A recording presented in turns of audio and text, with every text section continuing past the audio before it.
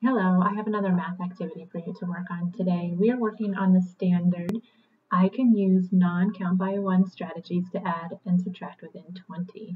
This activity I'm going to teach you specifically works on the make 10 strategy so that you can make it easier and more efficient for you to add numbers together without counting by ones. We've talked about how you can work on these standards that I send out through the problem of the day that I will text you in the videos. Also through Dreambox. Remember to try to do 15 to 20 minutes a day of Dreambox. And then through the math games. So I'm going to teach you a new math game you can work on today with materials that you have at home. So for today, you will need a piece of paper and a pencil. You're going to need a safety pin or paper clip, something you can use for a spinner. And then we will make our own game boards and I'll show you how to do that. So pause the video while you get those supplies. All right, we're going to get started with a warm-up today. So I want you just to look at this model and think about how many you see.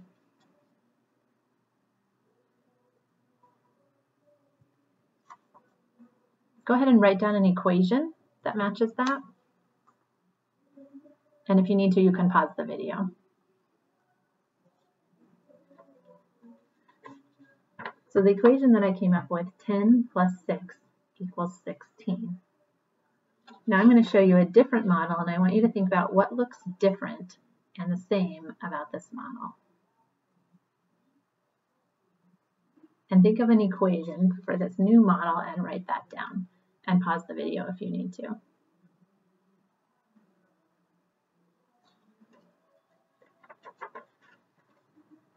So this model showed 9 plus 6 equals 15. So your question is, how does knowing 10 plus 6 equals 16 help you solve 9 plus 6 equals 15? See if you can find a grown-up or a brother or a sister or even a stuffed animal and see if you can tell them, how does knowing 10 plus 6 equals 16 help you solve 9 plus 6 equals 15? And then pause the video and I'll tell you how to play the game. All right, for the game today, you're going to need a piece of paper and you'll be making a bingo board. So I'm going to move my screen down so you can see what you'll need to do. And if you need to pause it so you can sketch out this board, you can do that as well. So your board will need, at the side, you'll need to draw a circle and divide your circle into 6 parts. And in these parts, you can put 9, 10, 9, 10, 9, 10 around the side. And in the other half of your piece of paper, you'll draw a rectangle and you'll do 4 boxes across and 4 boxes going down for a total of 16 boxes. In those spots, you can write the numbers 10 through 20, and they can be in any order. Some of them will repeat and some of them you'll only use one time. So go ahead and take the time to pause the video and make yourself a game board that looks like this. Also, you'll need a deck of cards, and in this deck of cards I've removed all of the face cards, so you no longer have any face cards. You'll just have the numbers 1 through 10 in your deck of cards, and aces count as ones. You'll also have your paper clip and your pencil. This can be your spinner to go with this activity. So remember, we're working on making a 10 to add within 20. So what you'll do is you will, you can make 2 game boards if you want to play against somebody, or you can play by yourself and see if you can fill 4 in a row. How long does it take you to fill 4 in a row on your bingo board? If you want to make 2 game boards and play against somebody, you'll want to make sure that you put your numbers in a different order than the other person, and you're trying to be the first person to fill 4 in a row on your bingo board. You can fill 4 across, 4 down, or diagonal through the center as well. So to play, you will turn over a card. I got 9. And I will spin my spinner. So I have 9 plus 9. So I need to think about, 9 plus 9, that's a doubles fact. You might know that one.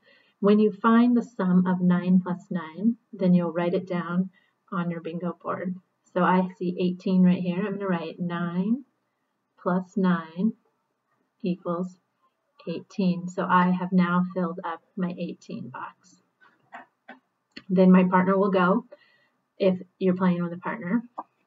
And I'm going to take another turn. So I have 8. And I'm going to spin my spinner. I have 8 plus 10. 8 plus 10 is a make 10 already, so I know that that's 18.